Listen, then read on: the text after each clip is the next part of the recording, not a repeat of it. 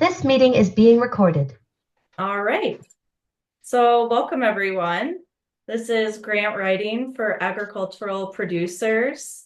And I want to thank everyone for taking the time to be here this evening and also to our presenters and speakers for being here.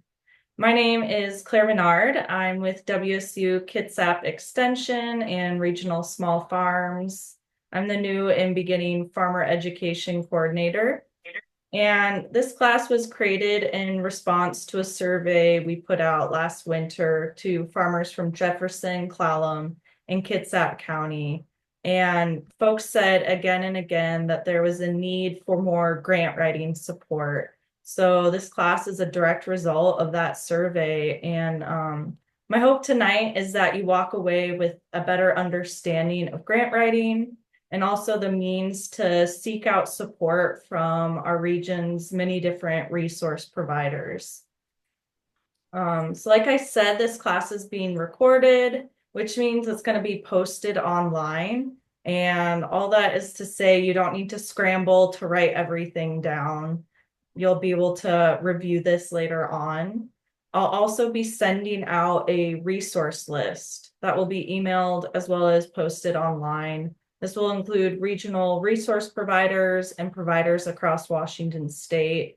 And that will be helpful to folks that are joining us from outside the Olympic and Kitsap peninsulas. There's going to be information there that's relevant to you.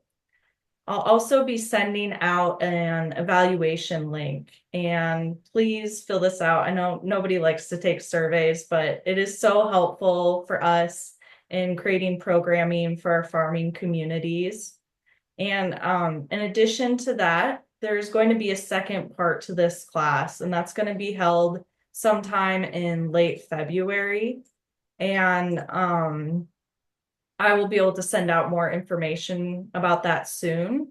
But the responses that we get from that evaluation will be able to influence the focus of that class. So it's even more important that you fill out that evaluation, especially if after tonight's class, there's something you want to learn more about or focus on. All right. So we got all that out of the way. Let's get started. Tonight we have Diane Fish from the Kitsap Conservation District and Julia Zander from Kitsap Fresh.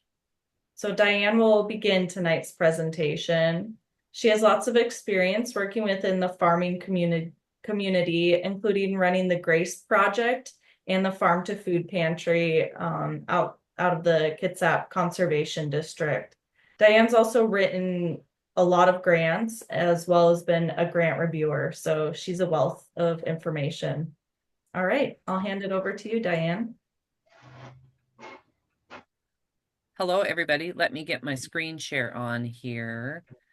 I would ask that, Claire, if any questions come up in where did the screen share? There it is.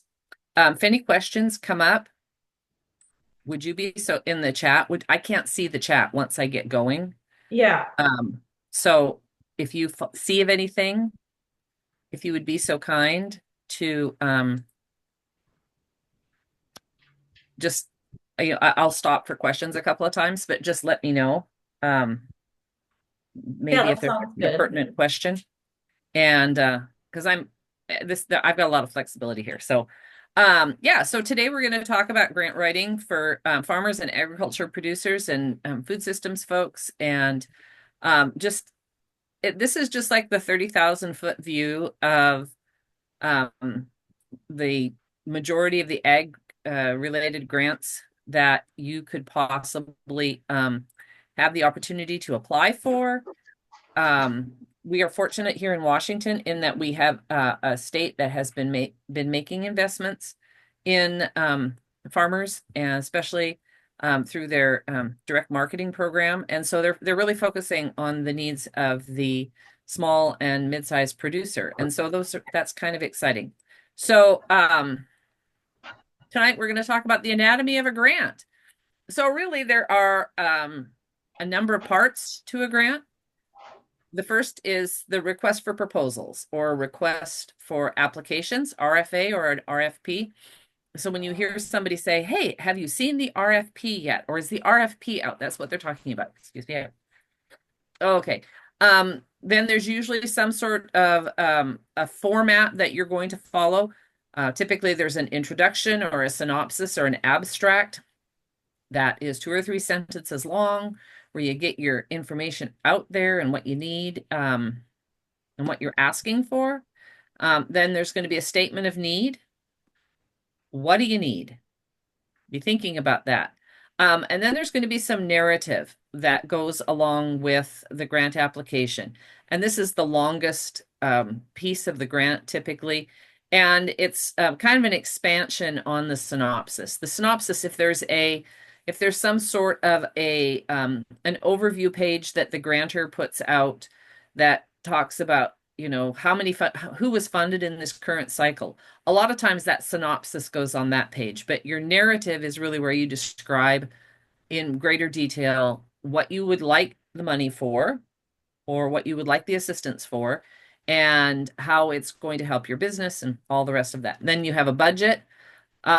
You may have letters of support or additional attachments. And then I've got some et cetera. So there's some bits and pieces that just sort of fall in. So let's spend a few minutes and talk about the request for proposals. It is a document that's released by a funding agency. It outlines the specific project or initiative that they want to support with a grant or other type of assistance. Sometimes a grant doesn't have any funding attached to it. They're not giving you funding directly, but they might provide you with technical assistance. So you might have somebody that works with you for an entire year or even longer on developing a business plan for a value-added product or so there's a number of different, but typically what most people are interested in are the opportunities for them to apply for resources that they're going to use to build their business. And so, that's where the RFP comes in. Typically, there is a period between a month, 6 weeks, might even be 2 months between the time that the RFP comes out and when you have to get your grant application in. All of that information will be in the RFP. The first thing you want to do is download all the documents and read all the documents because there's a lot of information in there. And so you're going to want to know what information is required for the grant. Are there additional steps you have to take? Do you have to register with grants.gov, for example? Do you have to have an account? Are those things that are going to take time? So you need to the first thing you do is you read through the whole document. So where would you find an RFP? Well, there's a number of places. Whenever I receive information at my office, I send stuff out to my email list. I have a couple of email lists that I subscribe to. There's the WSU runs a couple of lists. There's the Women in Farming, and there is the Regional Small Farms program has a newsletter. The TILF Alliance has a newsletter. So there's a number of places where you're going to see like an announcement about some grant that's going to be available. You can also look in grant databases. The biggest one is grants.gov, and you can go there and basically you type in a search keyword, agriculture, farming, women businesses, whatever that is, and it'll sort and it'll show you every single grant that the federal government is putting out. And some of them are for, like women farmers on the Solomon Islands, and it doesn't necessarily apply to you. But there's a lot of grant opportunities out there, and the federal government is the single largest granting agency. Even if it is a grant that you might have a state apply for, it's kind of handy to pay attention to those because chances are your state is going to apply to receive some of the funding that's available. And 6 months to a year down the road, they may be administering that funding through a grant program. So just kind of like be looking periodically. There is subscription services that you can subscribe to. There's some that are free. There's one called Grant Gopher that will give you 5 grants based on a keyword search. And even though when you click on it, it says this is for premium, this is for premium customers. It tells you what is the organization, the foundation, the state, the company that is offering the grant. And then you can go and look at their website, and typically they have something on their website about the grant that they have currently available. There is also a grant database that libraries subscribe to. It's called Candid, and you can access it in the Pierce County Library System, and you can access it through the Jefferson Community Foundation, so regionally, as well as the Seattle Public Library. And so typically what Kitsap used to subscribe to a grant database, but they don't anymore because nobody was using it. But it lists grant opportunities for foundations, for private funders, for philanthropic organizations. And so you go and you can search, and a lot of them are for nonprofit organizations, but they have a lot of really great information there. But you have to go in person. For us, the closest Pierce County Library would probably be Gig Harbor, or there is one down on Key Peninsula. The Jefferson Community Foundation, I believe, is in Port Townsend. So those are, and then the WSU Regional Small Farms, obviously they have a really great website that has information on farm businesses. And one of the things there is that they have grant resources. And so what the RFP is, it's going to tell you everything that you need to apply for the grant, whether or not you're eligible, because you might not be eligible. It might be for a nonprofit organization. It might be for farmers who are under the age of 25. It might be, so sometimes there's really specific criteria.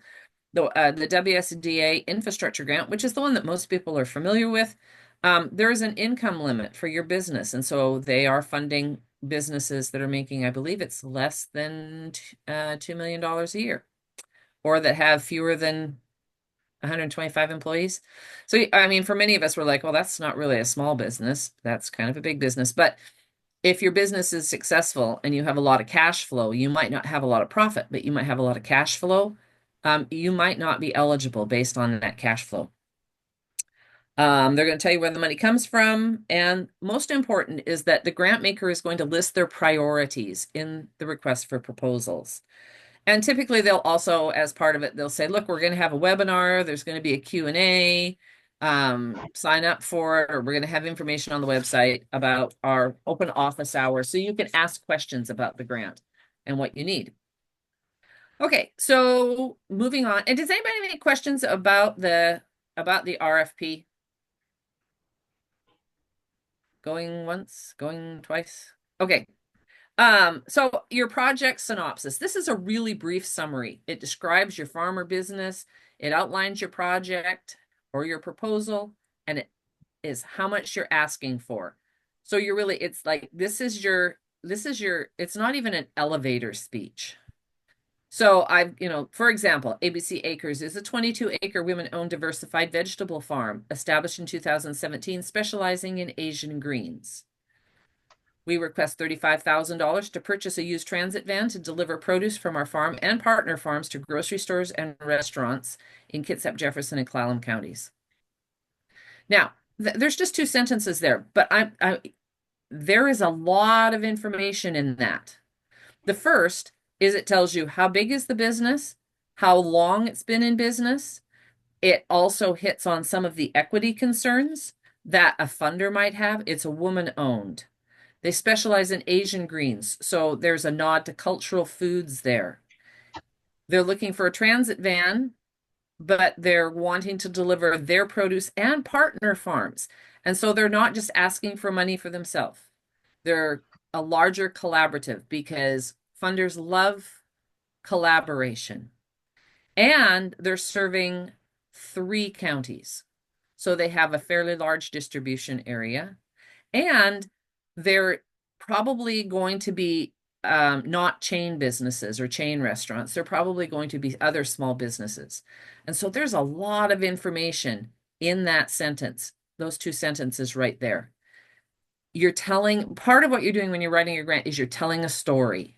You're creating an opportunity for a grant reviewer to buy in to what you're doing and to cheer for you when they're evaluating your project. And so just be thinking about, like, it's not just the facts, ma'am. Just the facts. Now, typically these kinds of synopses will have a word limit. You might have a 300 character limit. And so you might have to pare it down. You might, well, I guess maybe we don't want to talk about the fact that we're a diversified vegetable farm. Maybe we're just an organic farm. So you might have to get rid of a couple words, but so you'll edit carefully. When you are writing a grant, most grant applications are online now. And so you have some sort of a portal where you're putting information in, you're putting your budget numbers in. Many of them have the ability for you to download a PDF or a Word version of it. Make sure not only that you're saving your document frequently, so you probably want to do it in a word processor and then copy and paste into the document. You might lose some formatting, but it allows you to work, because there is nothing more frustrating than you've been working on something for hours and hours. You've been typed in all this narrative, and typically they have a little save feature at the bottom of the page, and the power goes out and you lose your internet and you've just lost, 2,000 words.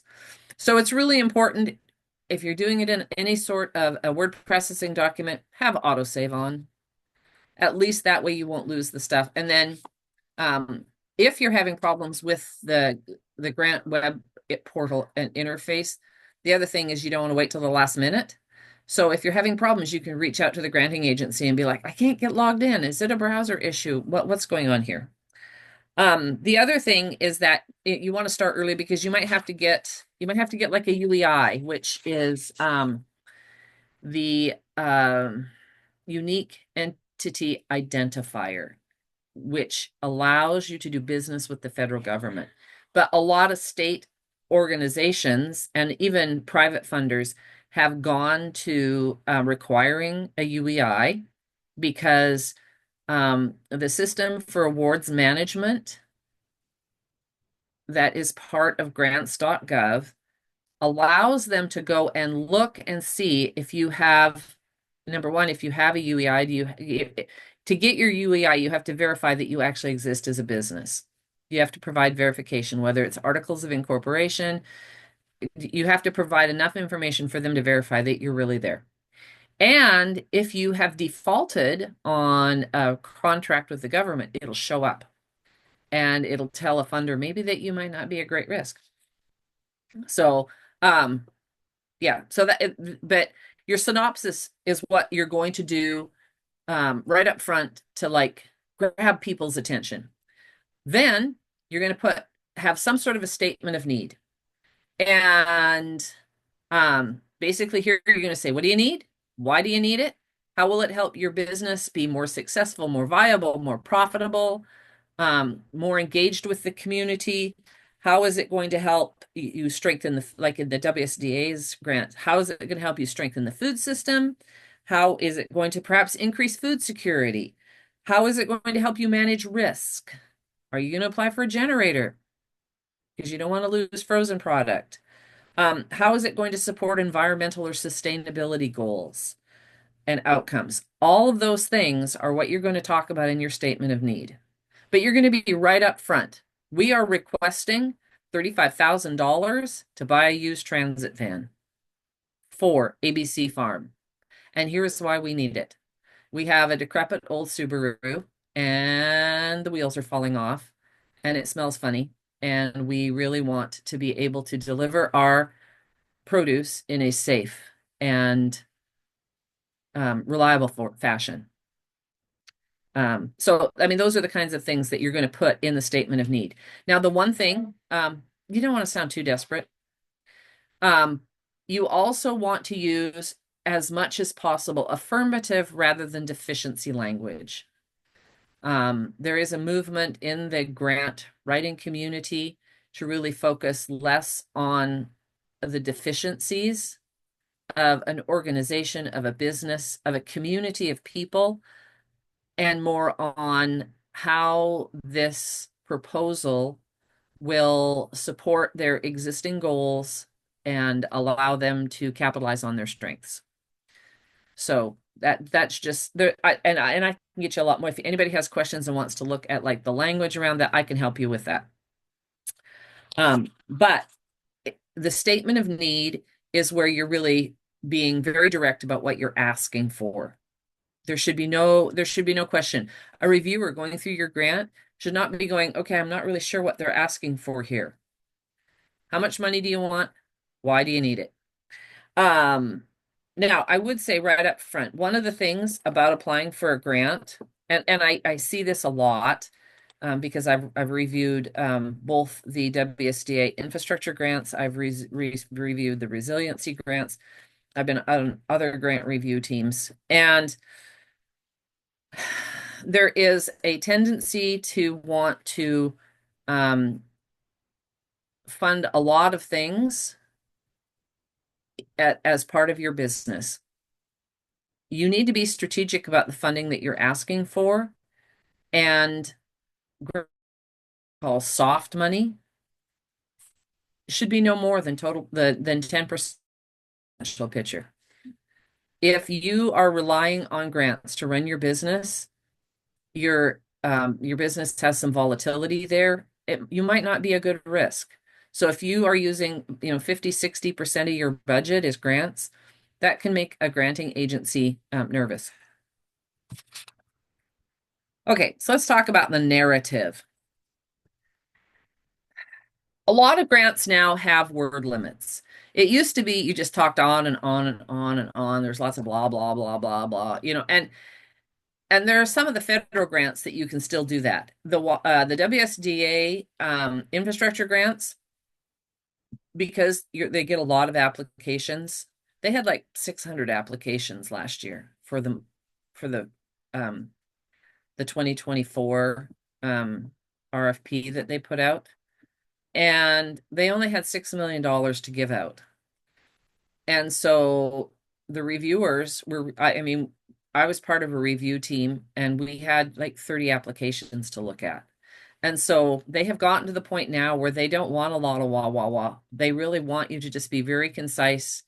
Um, you have enough words that you can really engage people in, like, maybe a little bit about your journey getting to where you're at now, where you need a walk-in refrigerator, where you need that transit van to help you deliver produce, where you need to upgrade your pack shed, or where you need to add a pasteurizer so that you can double your milk, your yogurt production. But you don't want to spend, like half of it, talking about like how you inherited the farm from your family and blah, blah, blah. You can talk about the fact that it's a heritage farm in one sentence. That's it. Don't spend 3 paragraphs on it.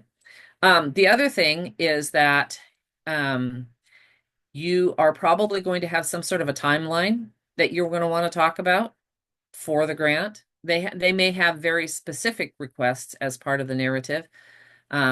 Usually there is a couple of sentences instructing you what should be in the narrative. You might have to have very specific outcomes for your business. And how your request for grant funds or grant assistance aligns with grant priorities. If the point of the grant is to increase food security in underserved communities, then you need to focus on how you are growing or distributing crops that are going to meet that need. Because the granting agency has a need. What they want to do is see if your business or operation aligns with that. And it might be specific. They might be looking to increase the number of opportunities for new and beginning farmers. And so what they want is, to see that there's opportunities for new and beginning farmers. Maybe you need to install a pad to put a travel trailer on so that you can host your farm interns or farm employees so that they have a, you're going to have a travel trailer, but you need to be able to hook it into your septic. That's perfectly reasonable if you're trying to provide housing for, temporary housing, seasonal housing for farm interns or farm laborers. And so make sure that you've got specific outcomes that align with their priorities. A lot of times outcomes are things like, how much is it going to increase your sales? How is this going to reduce your labor costs? Are you mechanizing in some way? How many more employees are you going to be able to hire if you get this funding and expand your business? Are you going to add wholesale accounts? Are you going to support other food or farm businesses? If you're producing a value-added product and you're wanting to do a fermented product and you grow the world's best cabbages, but you don't grow carrots or you don't grow garlic and you need to buy from another farmer, you need to let people know.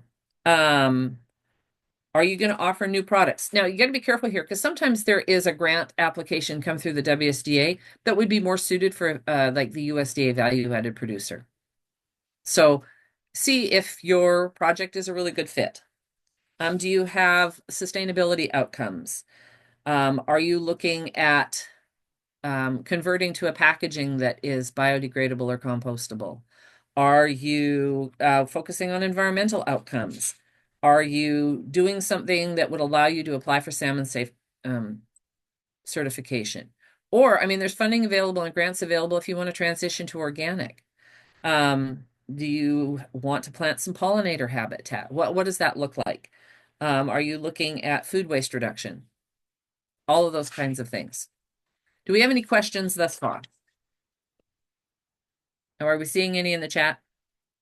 There have been some questions, but I've been able to answer them. Okay. Yeah, just to reiterate, your audio glitched when you were talking about it, but when you were talking about soft money, can you repeat that? Yeah. So grants are what we call another term for them is soft money, which means that they, unlike hard money, which is typically like for the conservation district, we have legislatively allocated funding that comes through the governor's budget.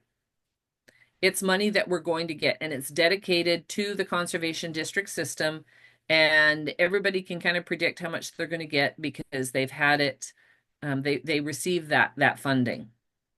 It is typically legislatively allocated. Soft money is grants that are for specific projects. We just received a grant to do some technical assistance and run some workshops to connect people with NRCS practices. And it's only for a year. We received a notification that there was some money available for soil testing, that we could apply for that money. And but it wouldn't be an ongoing program for us. It would be soft money. So one of the challenges with soft money is that if you use the funding to start a project, you have to be able to continue the project. So sustainability is a big piece. Okay. Any other questions?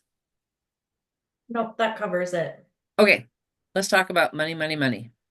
The budget. All of your grant projects are going to have some sort of a budget.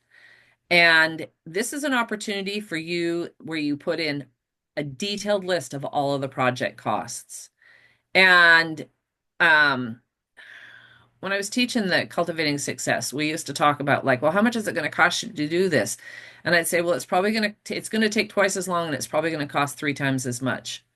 And everybody was like, oh, that's, and they really freaked out because that was really discouraging. You didn't want to hear that. But frequently it does cost more. That's not to say that you need to pad your budget heavily. But what it really means is that you need to have done your due diligence. You need to get really detailed information about how much it's going to cost you to do something. And if you're going to be doing any contracted work, like if you're going to have some electrical work done, if you're going to do some construction, maybe you're going to upgrade your pack shed, but you're going to pour a concrete slab and you're going to enclose it because you basically had a lean-to and you want to put sides on it. Get bids for all of that contracted work, and at least two bids, perhaps three, depending upon the size of the project that you're on. You want a price breakdown on all as much as you possibly can. Now, I'm not saying you need to price out every nut, bolt, and washer, but if you're looking at like a phased project where you're going to put, you're going to pour the slab, and you're gonna do an add-on for a creamery or something, for maybe you're gonna do a value-added product. You have your construction phase, and then you maybe getting some equipment, and then you have installation, and you need an electrician. All of those things are separate items in the budget, and so you need a breakdown on them. If you are going to require permits from the county to do something, maybe um, you want to put in a commercial kitchen, and you've applied for that.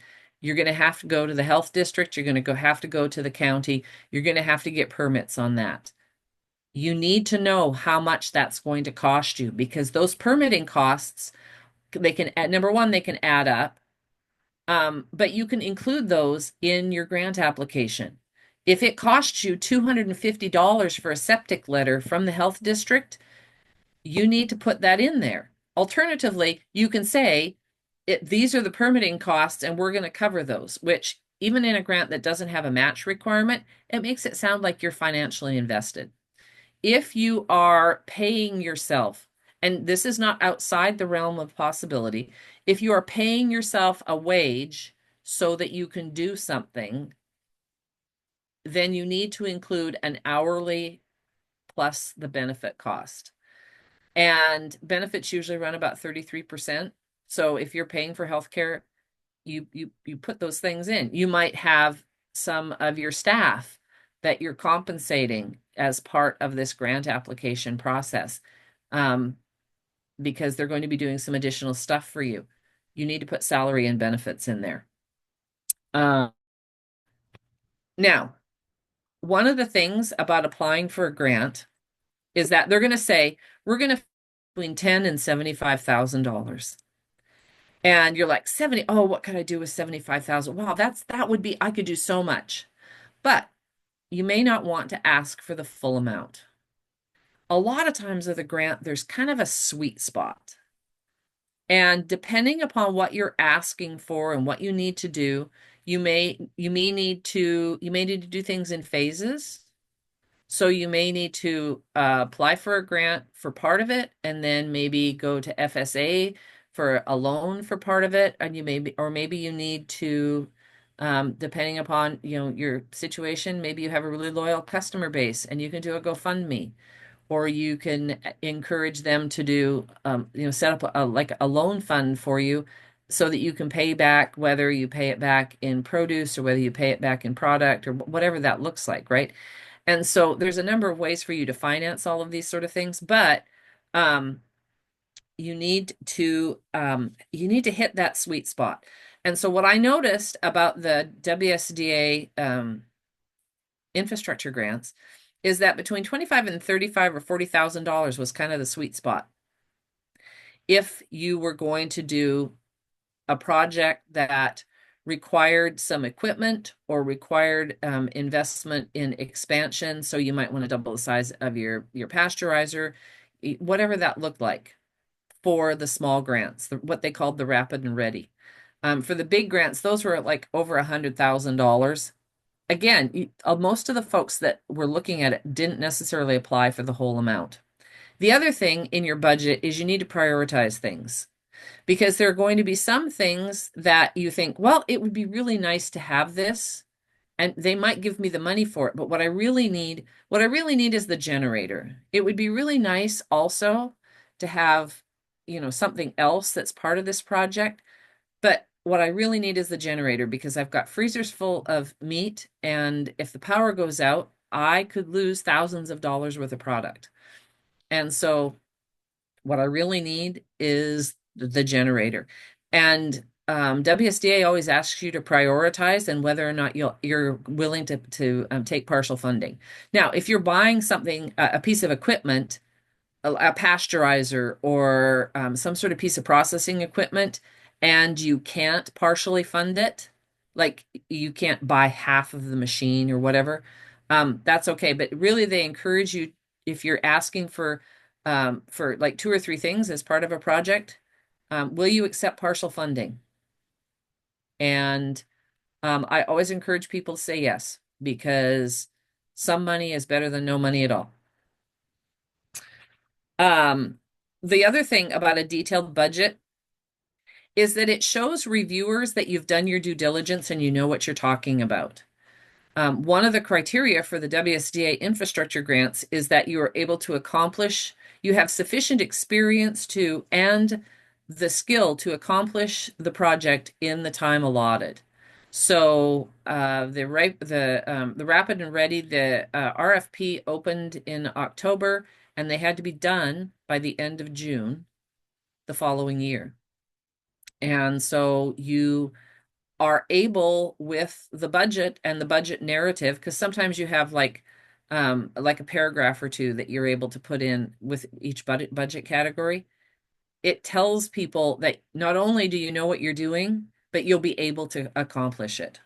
Because the last thing, and this has a lot to do with like state funding cycles. In the first year of a fiscal cycle, which for us is going to begin July 1st, 2025, our state budget is biannual. So you have from July 1st through June 30th, 2025 to June 30th, 2026 is the first half of our state budget. And usually, if an organization or an agency is granting and somebody doesn't finish the grant by the end of June or the end of the fiscal year, they can save that money and roll it over.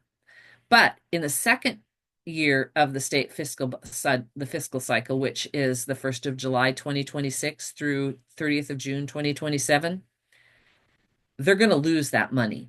And so they really want to make sure that they're investing in somebody who's going to be able to finish the project.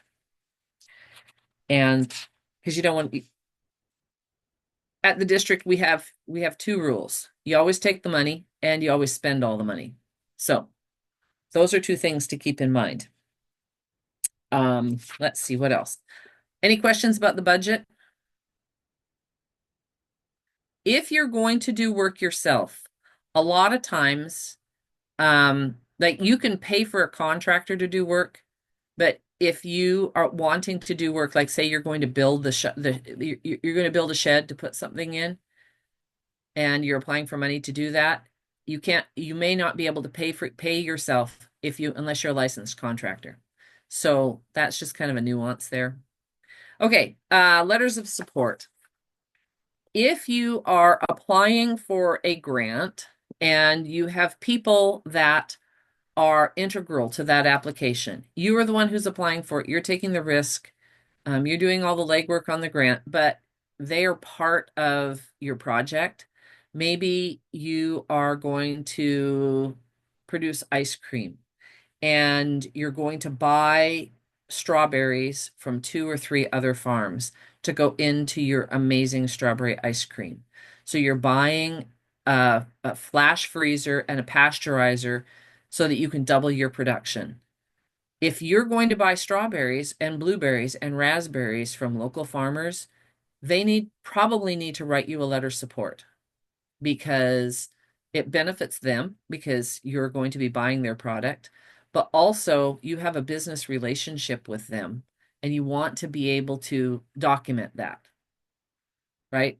Or if they're making specific commitments, say you are going to produce the world's best sauerkraut and you have somebody with a hot dog truck, or with a food truck, and they produce, they have hot dogs and they want to use your amazing sauerkraut.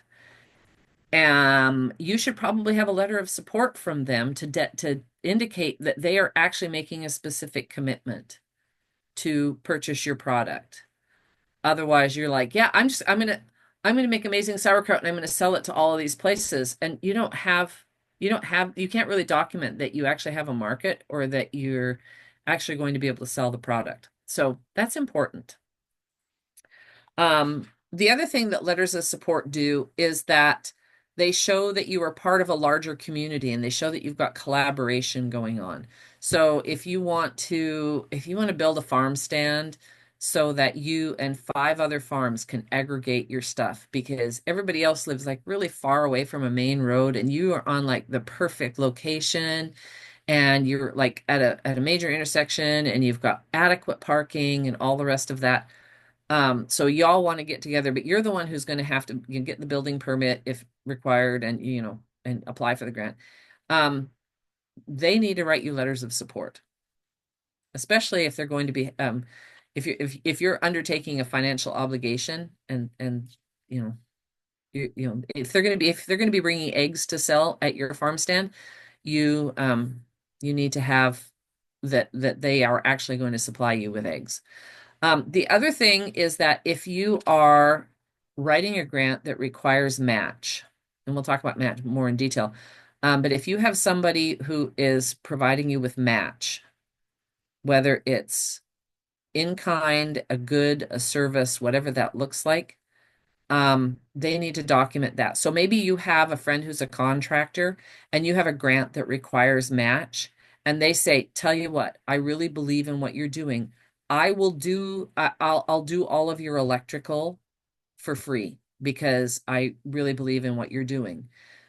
But that the value of their service, they're worth like $48 an hour or something, plus the materials. That's match for you if you have a match requirement. They need to write a letter and say, yeah, I'm going to do all of the electrical. This is how much we estimate that it's going to cost. This is how much it's going to be time. This is going to be the value of the match. Any other questions about letters of support? How are we doing there, Claire? Yeah, we're doing good. Okay, I got like one more page. The et cetera. Okay. Yeah, we'll do Q&A at the end. Okay, so grant match. Some grants require match. Many of the USDA grants require you to match your resources with what they're giving you. And so the value added producer grant, you can get up to $75,000 for a value added product, but they require 100% match. So if you ask for $75,000, they'll give you 75,000, but you have to have $75,000 of your own money. Now, the cool thing with value added producer grant is that you can match that with your product. So if you're going to produce ice cream and you have cows and you've got cream, that serves as match. That's one of the things you can use as match. Most of the USDA grants, whether it's the rural electrification, whether it's the value added producer, they do have some sort of a match component. But if you're looking at sources of match, you might have cash. You might have inherited a chunk of money, but it's not quite enough for you to launch your ice cream business. So you apply for value added producer. You have cash. A grant can buy some of the stuff. You might have red meat processing, the USDA processing. Sometimes you have a federal grant that you get to help you build your USDA processing facility. And then you have a state grant that you get that you are also using on this project. And you can use the state grant to match the federal grant. You can't use federal money to match federal money. And you typically can't use state money to match state money. But you can use local city money for a match for a state grant. Does that make sense to folks? Anyway, you can match versus cash and in kind. So in kind are property, equipment, goods, services, including volunteer time. Volunteer time is worth like $31 an hour. So if you are an organization or a nonprofit and you have volunteers that are assisting you with whatever you're doing, maybe you're applying for money so that you can put in a steam kettle so you can do value added soups. But everybody in your kitchen is volunteers. You just track their hours and you can use that for match. Mileage is 60 cents a mile. So if you're driving or you have, something that incurs mileage, you can use that. If you're paying skilled labor or if somebody is donating skilled labor, you get that at prevailing wage. And there's charts and tables for that at the state level. So those are some things that you know, if you have a grant that requires match. The nice thing about the WSDA grants is they do not require match. That makes them very attractive. Okay, the other thing, most grants are reimbursement based, which means that you have to have sufficient operating capital for you to spend the money to do the thing before the state will reimburse you based on submitting a bill to the state. So you have to save all your receipts and you have to fill out their form and you get reimbursement. And if you're doing a staged type of project, you pour the slab, you submit a bill. You buy the tin. Now you pour the slab, you submit a bill. They send you a check. Then you use that check to buy the tin to put on the sides of you can see how that would work. But that if you get $100,000, you're going to have to spend quite a bit of money before you get reimbursed. And usually the turnaround is between 30 and 45 days.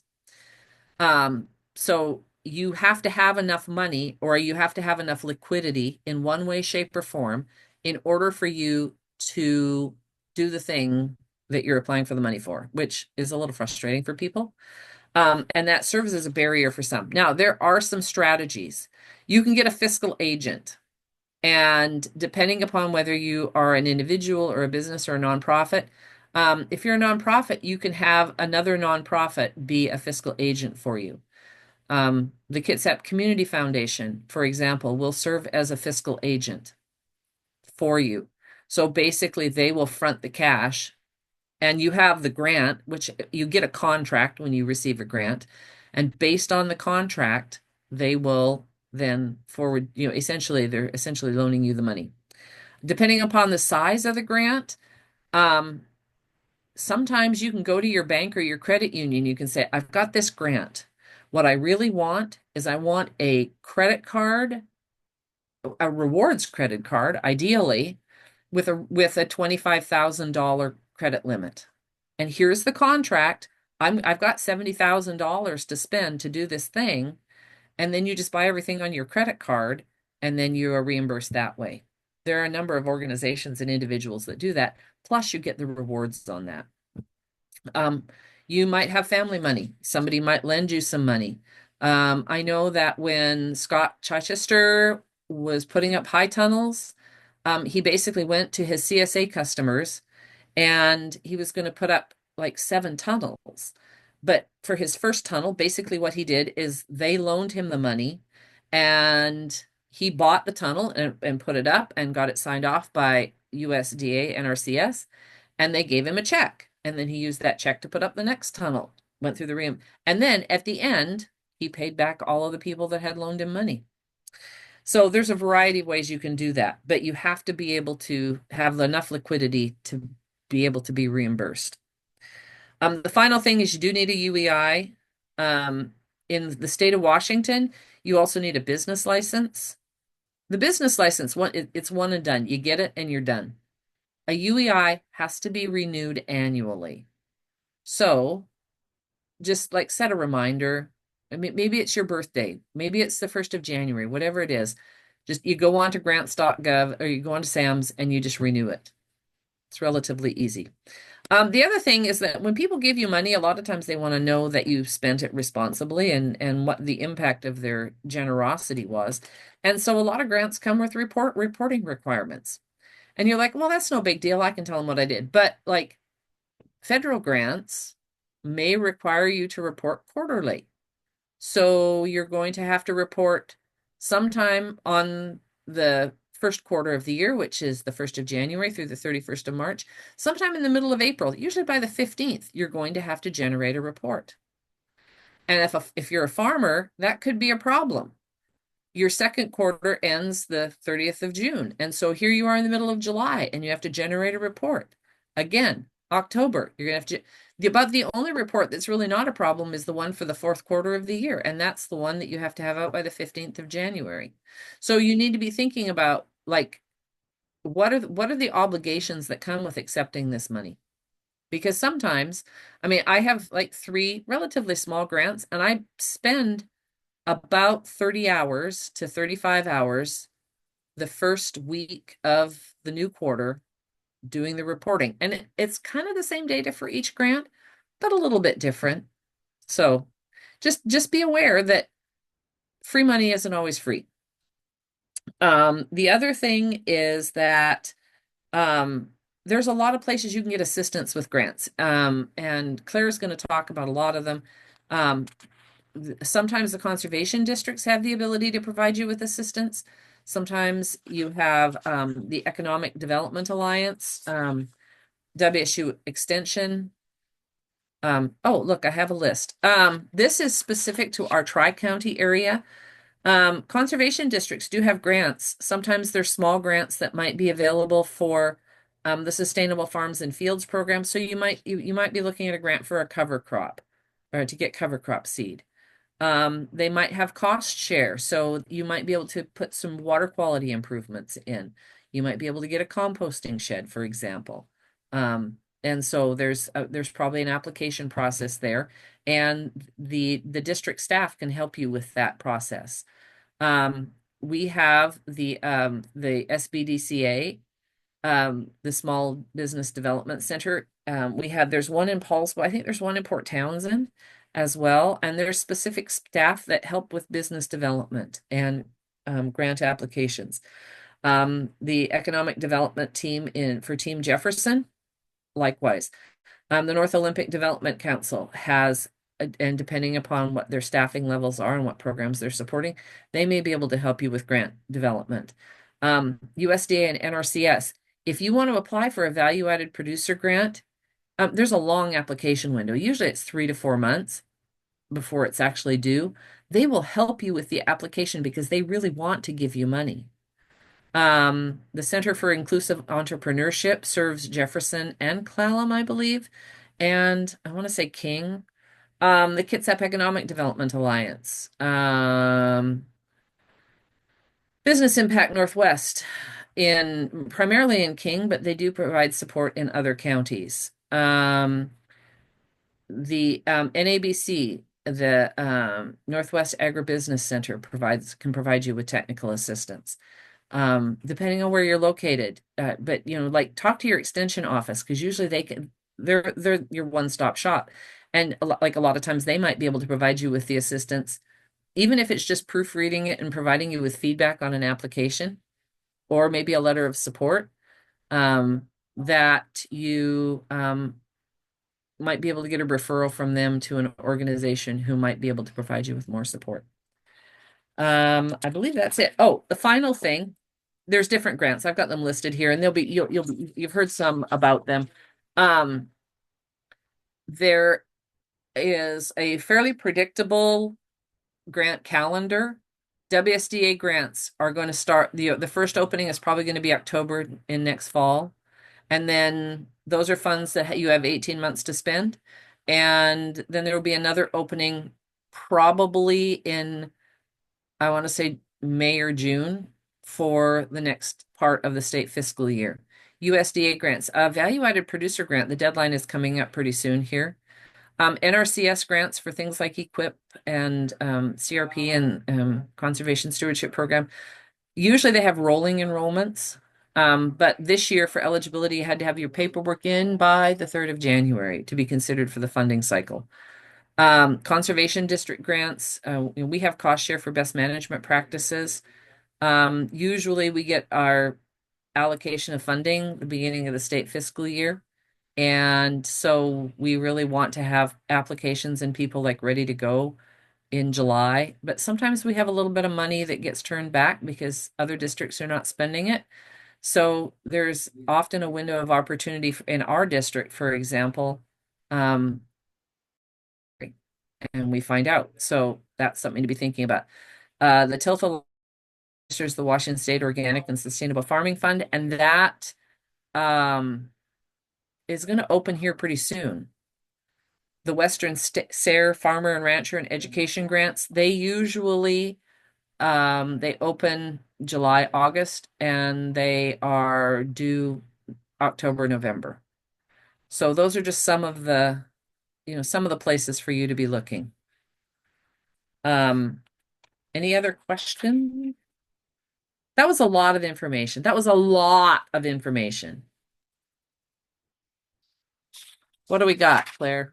Yeah, all right. Let's see. So yeah, let's start out with someone asked if you can retroactively request reimbursement for the cost of permits. And Typically, you cannot be reimbursed for anything. Like if you receive notification that you got the grant and it starts the 1st of January, if you spent a bunch of money on permits in December, you're not going to be able to get that refunded. You're not going to be able, you can't spend any of the money for the grant until you actually have received the grant. Does that make sense? yeah, but what if the permits cost more than you were anticipating after you've already been awarded the grant?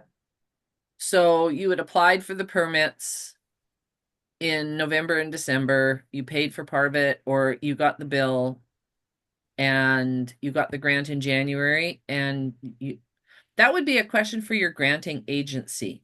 But typically, they fund purchases and work and product after the point at which you have received the grant and signed the contract. Okay. And So what a lot of people do is they like front load, right? They go to the county, they're like, okay, I'm going to apply for this grant, and they get all their paperwork done, and then they find out they get the grant, and then you push submit on your application. okay. And going along with that, we had another question about what if like you're trying to get this infrastructure grant? Well, then you're awarded it and you have a set amount of time to complete the project, but permitting can take a really long time at the county level. So, what advice do Yeah.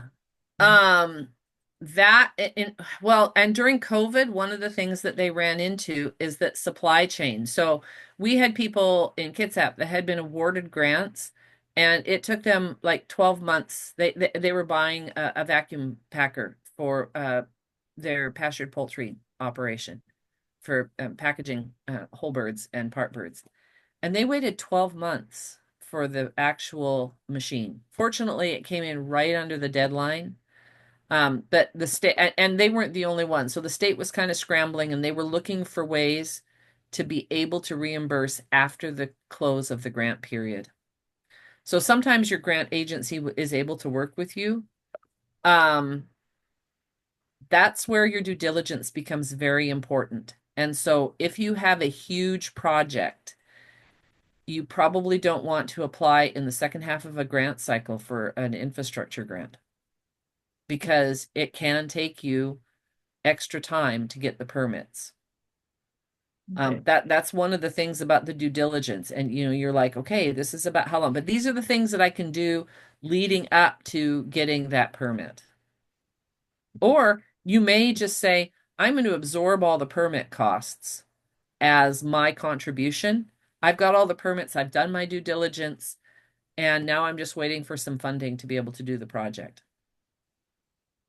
But I Okay. get that there's actually some new state legislation that requires the county to be able to get a permit out the door in a specific length of time. I was just reading about that. There was a thing that came out from the county about that. So hopefully there'll be some incentive for the county to turn permits around more quickly. Yeah.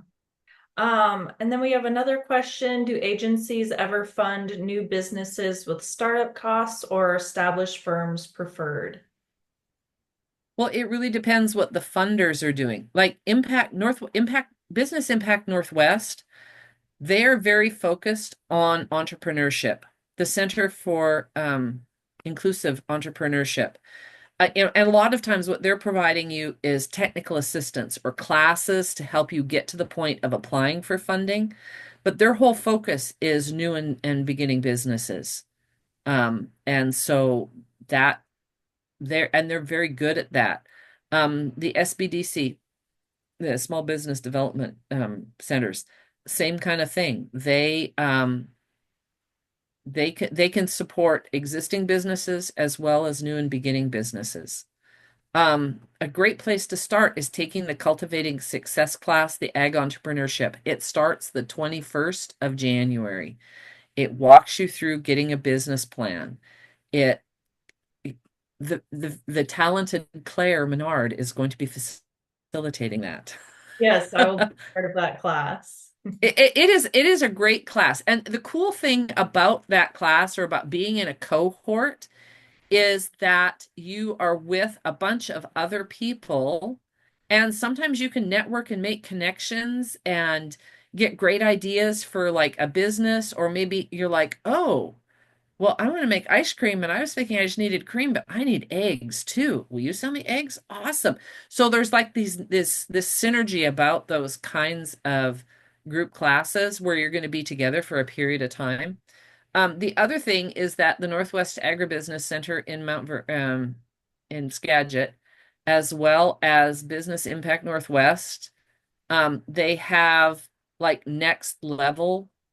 So you've gotten your business to a certain point, and maybe now you need to do a major expansion.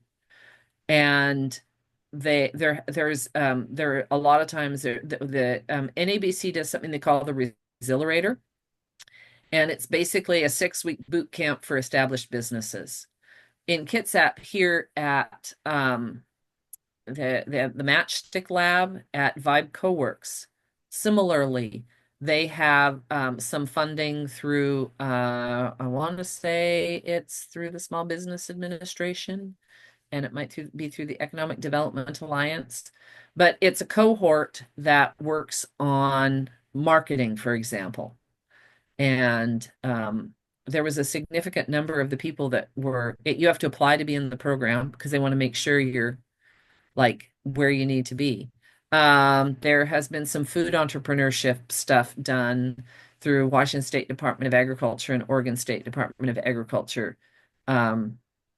So that if you're looking at developing a value-added business, and so basically they connect you with all of these resources. So there's a lot of support everywhere along your journey. All right, great. Looks like we have a few more questions. Oh, what was the Skagit org that you mentioned, Diane? Well, NABC, the Northwest Agribusiness Center. Okay. Now, I will say that Kitsap, Jefferson, and Clallam are not necessarily in their formal service area. You can take their classes. They have lunch and learns or like a brown bag. Um, they do some regional stuff, regional workshops, but they were funded through a large federal grant, and we were not part of their service area. They serve Mason, Lewis, Grays Harbor, Wahkiakum, Thurston, Pierce King, Skagit, Snohomish, and Whatcom. We're kind of the hole in the middle of the donut, but they will, they will provide you with some support, and some of their stuff is fee for service. So you might be paying for a consultant, and that's another thing that people don't necessarily think about. But like if you're developing a value-added product and you're applying for one of the larger value-added producer grants, you may need, you might have an established business. You may need to pay a consultant to provide you with information for that application, and that's not a bad thing. They may do market research for you. If you are a cheesemaker and you want to develop a new type of cheese, you might pay a professional consultant to work with you on that. If you're wanting to develop some manufacturing equipment that will help you be more efficient or to expand your product line, you may decide and talk to somebody like Garish at WSU in the food science. He's an extension professional. Got a lot of resources, but you may have to pay for that service. But it's a worthwhile investment. And sometimes if you're applying for a grant, if you write that consultancy into the grant application, the grant will pay for that. Especially with something like the value-added producer. All right. Well, thanks, Diane. I'm going to take you off of Spotlight here. And I'm going to stop sharing my screen. All right, great. Just a moment. Okay, so next up we have Julia Zander, and she is with Kitsap Fresh. She's been the marketing and brand manager there for over 5 years now, and she served on the board before that. So she has a lot of experience. And just for folks that aren't in Kitsap, which there's a lot of you, Kitsap Fresh is an online marketplace that's utilized by farmers all across the county, and it serves people all across the county with drop spots and deliveries. So it's really an amazing service that runs year round. All right, I'll pass it over to you, Julia. Thank you so much. I am going to share my screen, and give me just 1 second here. Oh, and I forgot to add one of the more important things is that Kitsap Fresh has been awarded 1 value-added producer grant and 2 of the local food system infrastructure grants. So they have a lot of experience with grant writing. Yeah, thank you. So my title is actually the marketing and grants manager, which is very similar sounds similar to brand, but we we've been around since 2015, and my particular experience. So I was on the original board when we first started, but I was also manager of the Bremerton Farmers Market for many years, and have been working with nonprofits for probably the last 20 years, if I think about it, and doing a lot of grant writing and development work during that time. So yeah, I love this work, and I'm going to try to go through like just some very specific things that'll be more hopefully like very helpful for individual applicants. So even though Kitsap Fresh is an organization, we are made up of producers. So it's a producer-owned co-op, and we do provide an online market every week to customers across Kitsap. But our members, our producers, are basically the folks that run the organization. So we have all types of food producers, from farmers to bakers, coffee roasters, and we do have some folks that do a variety of different value added, but everything is agriculture based. So we don't have crafts per se, but we do have like we had some folks that made wreaths and things in the winter time. So wreaths from like herbs that they had growing on their farm, or from trees on their farm. So we definitely keep it to food or agriculture based products. So that being said, we when we started back in 2015, we were super small, really dedicated group of volunteers. So we actually started out very, very grassroots, and I would say we've kept the same, but we had a lot of help that first year with a USDA local food promotion program grant, and that's not necessarily something that would be available to individual producers. That's more of an organizational or a larger business kind of grant. But we've had it in partnership with WSU, and that's what allowed us to really hire our first general manager and marketing manager at the time, and expand a lot. And so that was a really good boost for us to get started. But then you'll see in bold here, I put the USDA Value Added Producer Grant. We had that in 2020 to 2022. And then, and that was focused on market expansion and home delivery. I added in this pandemic response and safety grant, because I do think it is I wanted to mention it from the perspective of, and I think one of the chat responses said something about this, where it's really good to keep an eye out for grants that are available for recovery efforts. So in this case, this was specifically related to, expenditures during COVID that were unrelated to our normal expenses.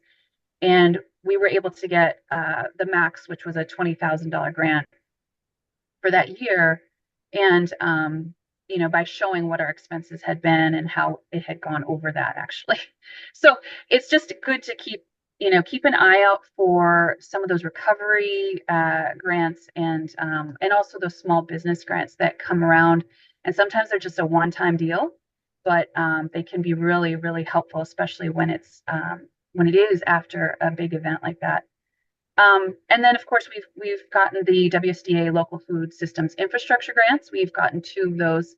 The first one was very heavily focused on capital purchases, and then the second one from this last year was on a feasibility study. So I'm just going to go into it a little bit, but really talk more about the lessons learned and pieces of it rather than focusing on um, what our project was specifically. I'll tell you a little bit, but we focused on there's several different aspects of a value-added producer grant. One of them being applying for locally produced agricultural food products. So that specifically is talking about the value of local food. So I was thinking this through. There's a bunch of different kinds of ways that you can apply for this value-added producer grant. So there's you can have a change in the physical state of the product. So if you were going from like the strawberries to a jam, that's one method you can apply under. There's you can produce it in a manner that enhances the value. So say you were going to organic certification or organic methods. Physical segregation is another. So if you were separating organic from conventional, or perhaps you had like a GMO product that you were trying to separate from conventional non-GMO. And you could also have there's a category for renewable energy that's based like on farm or on the ranch itself. And then this fifth one is the locally produced agricultural food product. And that specifically is talking about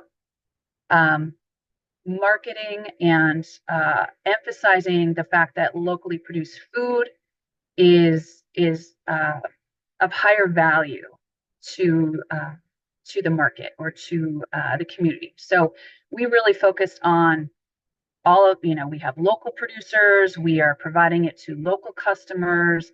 It's a high value, a high demand product. So we talked a lot about that. And when we were originally applying, now this was in 2020. So when we applied, I think it was by March. So it was right before COVID hit.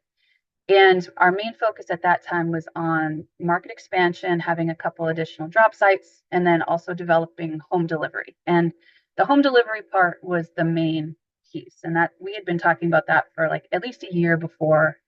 And the value add producer grant was like excellent for that, really good match for us.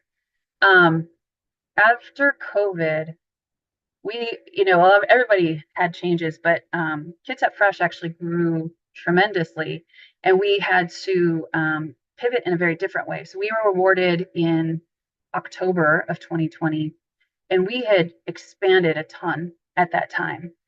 We'd hired more staff. Because we were one of the only organizations that was open during that time and serving farmers and getting food to customers. And so part of the reason that we pivoted was more about really focusing on the home delivery, getting food to people, especially folks that weren't able to leave their homes, and really looking at it from a very different perspective. So it was very timely. It was interesting that that was our aim, and it ended up being even more important. So our main changes at that time, USDA was very aware, obviously, of what was happening. And so they worked with us a lot. I would give a lot of credit to, or I do give a lot of credit to the staff that worked with us, the funders, because we were very much open with them about what we needed, and they were very helpful in having us kind of go through what those scenarios might look like in a different manner. And I would say that that is true across the board, whether there's been a major issue or there's just like some business changes that have happened. For example, we had a staffing change this last year. And so, that staff person who had originally been assigned some work, we had to change all of that. And so having those conversations with the funders about, these are the changes that we've gone through. We're still proceeding with these efforts, and just being very open and transparent about those kinds of things, I think is super important. And it does seem, at least from our perspective and our history, we've had really good outcomes from those types of conversations. Diane talked about this being a one-to-one matching grant. That can be a challenging issue for some folks. And what I would say is that even if you have a lot of different resources, to think about it as you can have some cash match, you can have some cost share, or people in kind, giving in kind time, volunteers, but you have to track all of that. So the easiest is to have the cash, right? Or have a loan or a line of credit that you can show as your match. But if you have in-kind things, which we have had a lot of in the past, you have to be able to track those things as well, and have all of the backup documentation for that. And so it is a bit of an undertaking depending on what the item is. So for example, if you were to say you had volunteer time from anyone in your family or outside your family from another business, you have to track that time and be able to document it, have them sign off on it. Similarly, in the letters of support Diane was talking about, you have to have all of that really well documented, have those folks sign off that, yes, I'm willing to give 20 hours towards this project. So there are some things like that you just got to keep in mind, that you want to make sure you're tracking it. The other thing I want to mention about this one-to-one matching is, because it's one-to-one, but the way to think about it, because it's a reimbursement style, is that you shouldn't think of it as, I'm spending $1,000 and so I'm going to get $1,000 when you do your reimbursement, your reporting. When you submit the forms, you have spent $1,000 and you're going to get 500. So to think of it that way is very helpful. We didn't really think about that, I think, up front. And then it was like, oh gosh, actually we're having to do more first before we get that reimbursement back. And so I think it's really important to keep that in mind as well. You're not gonna send the paperwork for $1,000 and get $1,000 back. You're gonna send paperwork for $1,000 to show everything you've done, and they're gonna give you half of that, because that's the one-to-one. The VAPG does not cover major capital expenditures, so you cannot buy a lot of equipment with that grant. So that is a challenge of it. However, it can cover supplies. So in our case, we used it for things like shelving in our warehouse, and coolers for the home delivery program. We got all new coolers and things like that. So there are some like small pieces of equipment that are considered supplies that would qualify. Similarly, personnel, it's a huge one that they cover. And at that time we had hired a warehouse manager, so that was huge. Marketing, of course, is covered under this. So we're talking about advertising, promotional materials, website design, social media advertising. I mean, you can put a lot of different things under that. there's an other category, like other materials. And so one thing we did, because we were doing home delivery, and I think this could also apply to a lot of folks, is we included vehicle fuel and insurance costs.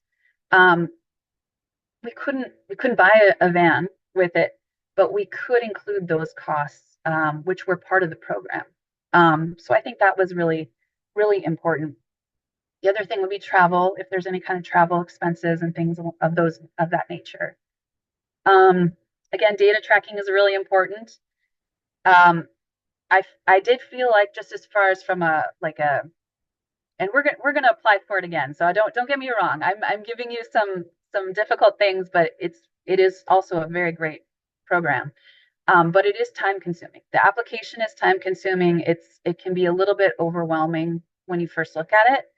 Um, but it's part of it is having, some of these resources like Diane and some other folks to be able to walk through some of it and explain some of it is super helpful, as well as the funders themselves. They are really open to having you ask questions and call. They often have webinars and things to walk through some of these things. So I would advise you to take advantage of that. And then similarly, the reimbursements and reporting can take time. For VAPG, it's semi-annual, every 6 months.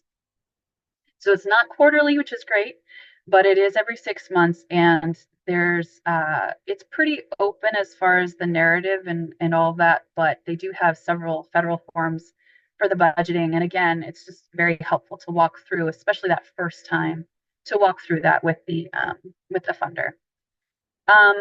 Okay, so I'm gonna move forward. I was trying to think if there's anything else on that one in particular. Does anyone have questions on that one in particular?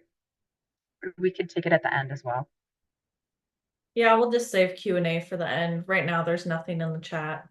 Perfect. So WSDA local food infrastructure grants. I think this is the main one that folks are going to be interested in. Again, because of that no match requirement, right? There's no match required for it, and it is, I would say, from an application perspective as well as a reporting, it's pretty straightforward. There are still a lot of steps to go through, but I do feel like it was a much easier application than the value added producer grant.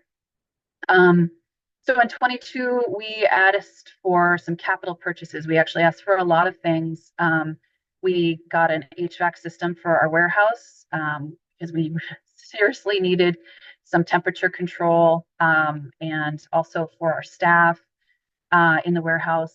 We got a ACU and CoolBot for the walk-in cooler, along with some equipment like shelving and things like that from one of our coolers in the warehouse. We did purchase a delivery van. It was a used van, but a nice van for making deliveries. We got QuickBooks integration software, so that was integrating it with our online software for we use the local food marketplace for our sales online. And I would assume that there's probably some QuickBooks integration software with a lot of the different programs that are out there, and Barn to Door and things like that, I would think. Marketing, of course, we had some website redesign money, as well as money towards creating these producer profiles, which meant going out and talking with our producers, having some photographs taken, really working with folks to talk about the stories behind our producers. And then this last time, what we did is we actually looked for we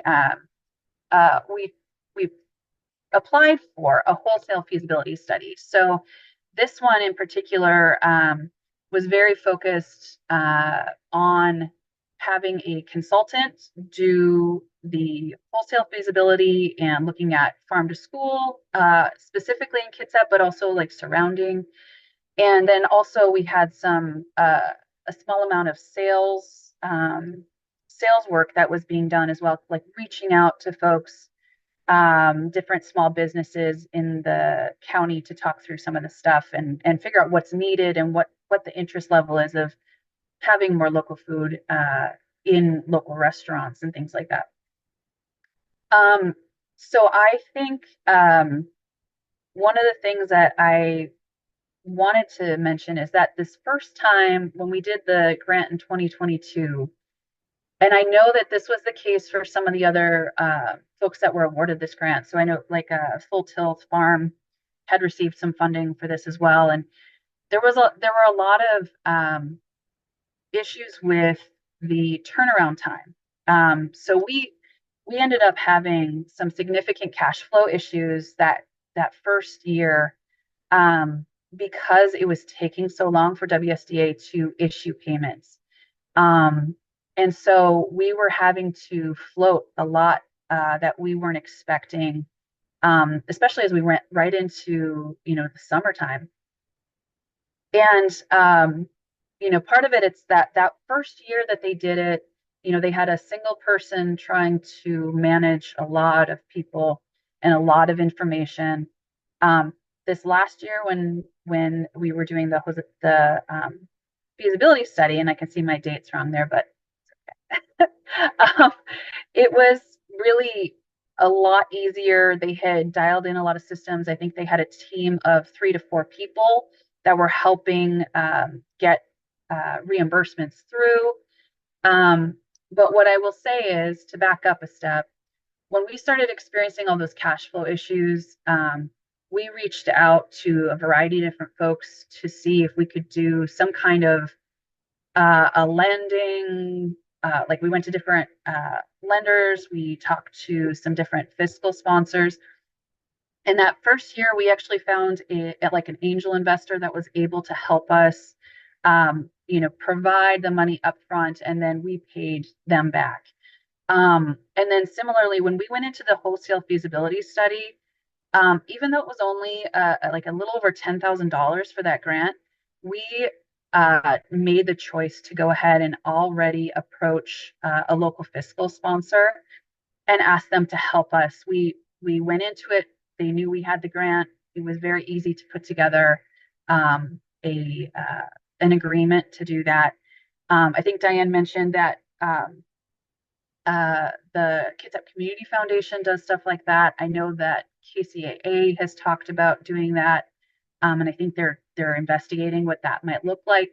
We worked through Friends of the Farms, and they've been a really great partner for us. And I'm not sure how much they have the ability to do that on a larger scale, but I think it's worth, thinking about, depending on cash flow and everything. Like I said, it was a lot better this last year with WSDA, and the turnaround time was usually within a few weeks instead of, a couple months. And so I think you just have to go into it with that knowledge that the funders have their own timeline and their own people that they're working with on all these things. So they have an accounting department that's separate from the program folks that are generally the ones running the grants. So it can be a little bit out of their hands as well. But yeah, it's good to keep these things in mind as you're going through. This is just our wholesale feasibility study. Again, I really just wanted to highlight we've had some grants that we have very specifically gone after based on a project we had in mind. And then we've had other grants that we've gone after where we've kind of thrown a bunch of stuff together because we were trying to meet the deadline and really wanted to do something and try to figure something out. In this particular case with this feasibility study, we knew that we wanted to do a better investigation in wholesale. So we went into it with our eyes wide open and said, okay, we're only going to ask for a little bit of money, just enough to pay for this study. This is what we know, that we need this information. We need a bunch of data and a bunch of relationships formed before we can do anything on this. And so for us, it was really helpful to have that assistance to do the study and spend that time rather than jumping right into a grant where we're like, yeah, we're going to do wholesale and just, hope for the best. Because I do think sometimes when the grant opportunities come up, it's really easy to want to put something together and maybe not have it fully thought through. So I just have a bunch of stuff here and then I'm done. I I was thinking through some of the advice and lessons learned, and some of this I've already mentioned. But I think, that first one, kind of like I was just talking about, is to look forward in your planning. So don't let a funding opportunity define your actions or your timeline. I think it's really important if you have a goal in mind to to basically formulate that and come up with a plan and then find the right funding opportunity that works for that. Um, I will say that it is not a bad thing to shift your plan a little bit to fit a grant. We've definitely done that. We have modified our plans a bit for a grant, but we've also modified our approach to make sure that it covers what we need it to. So I do think make sure that you're applying for something that's going to meet your goals. That's like seems like the most important thing, and it's also from a like the perspective of someone who's applied for a bunch of grants, like to not have a whole lot of effort spent without really thinking through all the implications. It's really important to not only be able to get funded, but also to not be wasting your time. Right, your time is pretty precious. Um, Develop a relationship with your funder. Attend or watch a webinar, email or call them with questions. Don't be shy. I think that's really important to have a relationship there. Sometimes it feels kind of one-sided, but I think it's really important to reach out, because once they know your name and then they see your application come through, they're like, oh yeah, I talked to them. They asked me these questions. I kind of remember them. That's very valuable. And similar to Diane, I've been on a couple different grant committees for a different focus outside agriculture, and it is very different to have had people reach out and ask those questions, and have established that relationship. Also, asking local support organizations to help with the application. I think, having someone read through your proposal and your budget is going to help you, because they're going to have questions, right? Anybody that reads through that stuff is going to have questions for you that'll be helpful that maybe you haven't thought of before. Even if you aren't able to get to another organization, even just having a friend read through some of these things. I have my husband read through stuff all the time because he knows nothing about what I do and vice versa. And so he's always like, well, what does this mean? Or what is this term? Or what are we talking about here? And I think that's really important because we want to have a very clear focus. We want to make sure we're covering all of the budget items that need to be in there. And then similarly, having them review the application before you submit it is great. You want to be concise with your answers. I think Diane hit on that quite a bunch, but also you got to make sure you answer all the questions. So a lot of times, grants will actually have in the RFP how many points are being awarded or attached to a certain question. So you may see that there's a question that has 20 points attached to it. There's another one that has 10. So you should be putting more effort into the 20, right? You should be putting more effort into the one that has the 20 points. That's going to be, more important. But at the same time, like, you want to try and hit on all those points if you can. And a lot of times using the same language that those questions are asking you right back in your answer is huge. And then this is, I think, my last page, so I apologize. Consider finding a fiscal sponsor. Obviously, if it doesn't work for you, it's totally, this is just a suggestion. But because most government grants require reimbursement, it is helpful, or it has been helpful from my experience, to have that, especially when you're running really, really tight on cash flow. So, in our case for Kitsap Fresh, we run as a not-for-profit. It's revenue neutral, So we really are spending, our money that we bring in is spent on staff, and that's about it. There's not a lot of wiggle room to have that extra cash flow. So I think, for us, it was a game changer to have a fiscal sponsor or an angel investor helping to provide those funds up front, and then they're paid back, almost immediately. As soon as we get the check back, we can turn it back around. I say overthink your budget, because I think you really need to think through, when you have a given project, there are so many little things that can come up, and you should really try to think through all the permitting things, try to think through all the expenses related to product and material, but also the staff time or yourself. You really want to try and pay yourself if you can. And on the same note, think about that grant administration, right? Like, it is really difficult if you have to, when you're doing all the reporting and the things after you've gotten the funding, that can take a lot of time. It can be really stressful, just because you're trying to fit it in, at a difficult time of year. I think, most grants say 2 to 3% of the budget can be is suggested to be for grant administration. So I would include that. I would include that as one of your budget line items, is grant administration, 2 to 3% of the total project cost.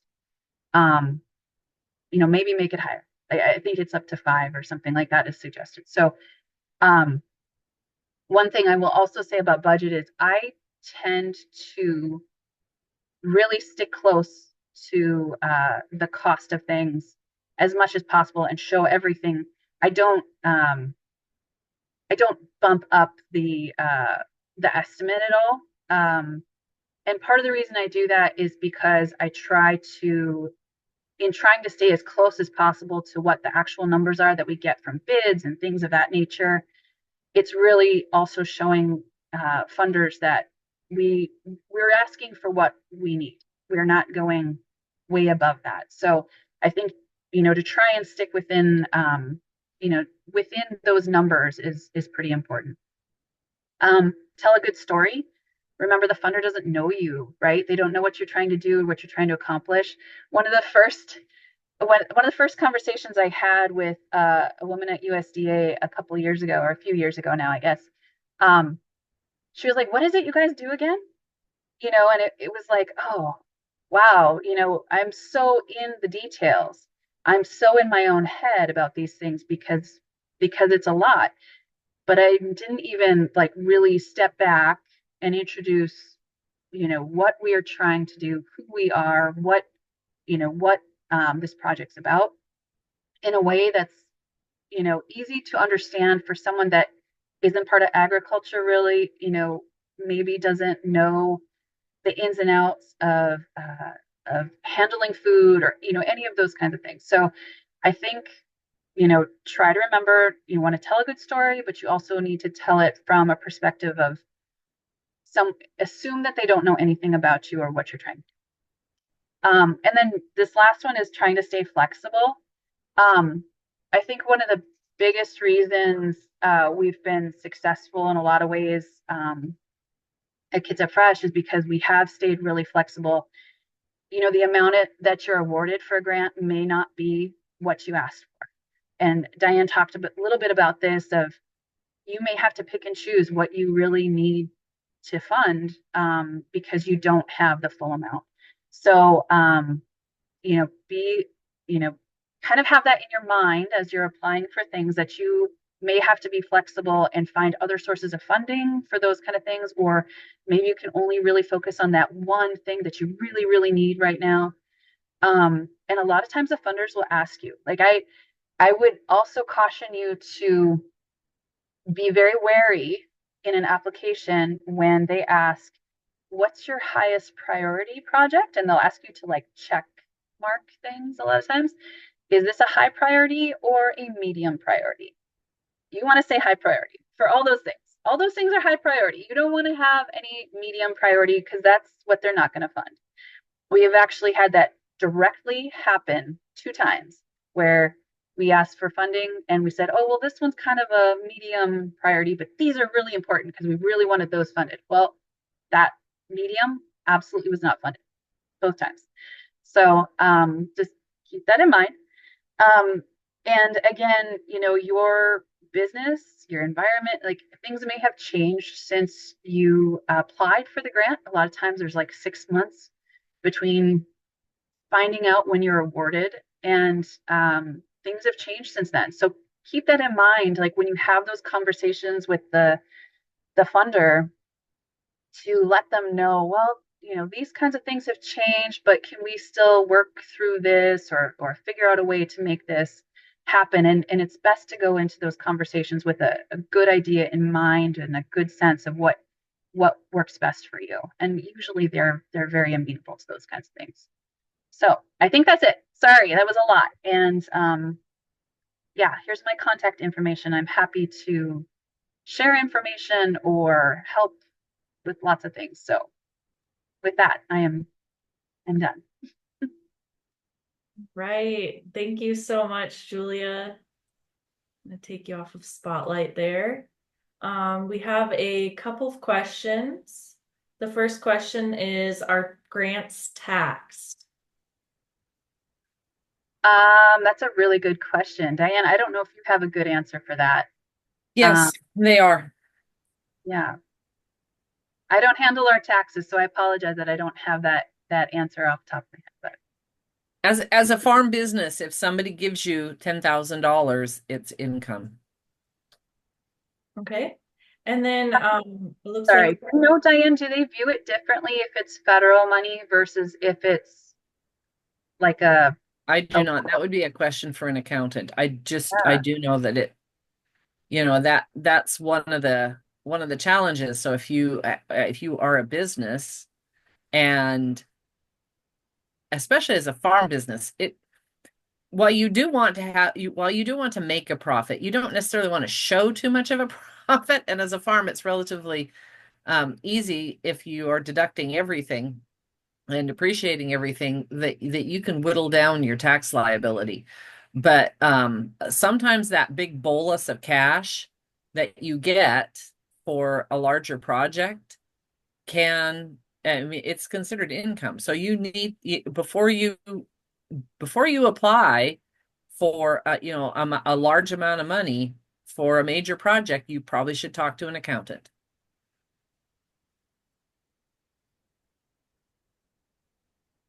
all right. And then did anyone else have any other questions? I just answered one, just describing what a one-to-one reimbursement looks like. So if you're awarded $1,000 and it's a one-to-one reimbursement, you'll pay $500 of that, and the funder will pay the other $500. So you're both spending equal amounts on the project.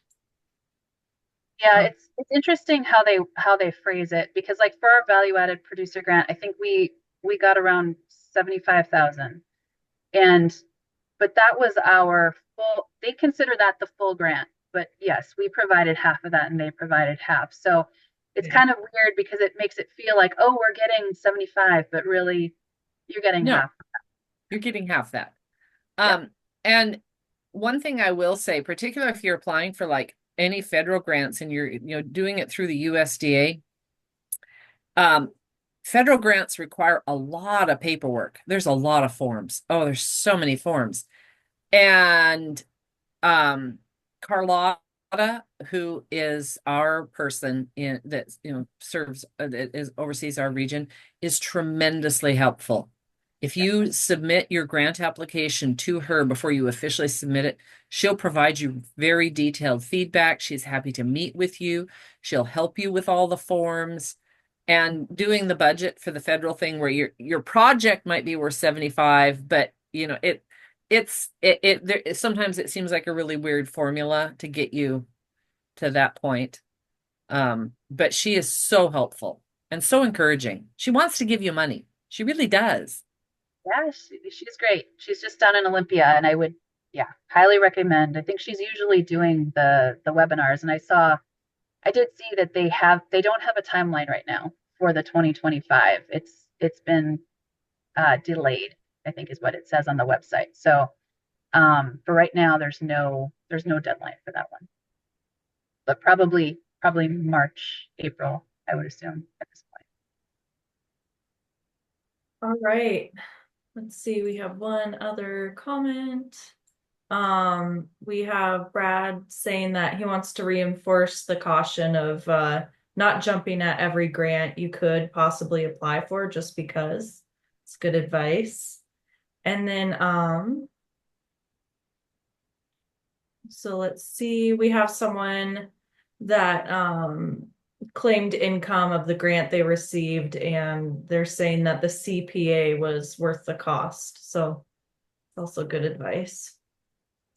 All right, well, it's almost 8 o'clock. I want to thank everyone for sticking with us, and I hope you all learned so much. It was so much valuable information shared. So thank you so much, Julia and Diane.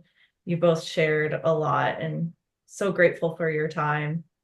So I just want to reiterate, I'm going to be sending out that resource list. It is going to have all sorts of information on it, including the names of, for example, Carlotta Donisi. Yeah, she's a great resource with the USDA. It's going to have local resource providers. It's going to have links to grants. And oh, I just wanted to highlight that there are grants on that list that are starred, and those are ones that are most appropriate for new and beginning farmers. And I think it's a good way to get your feet wet with applying for grants. So yeah.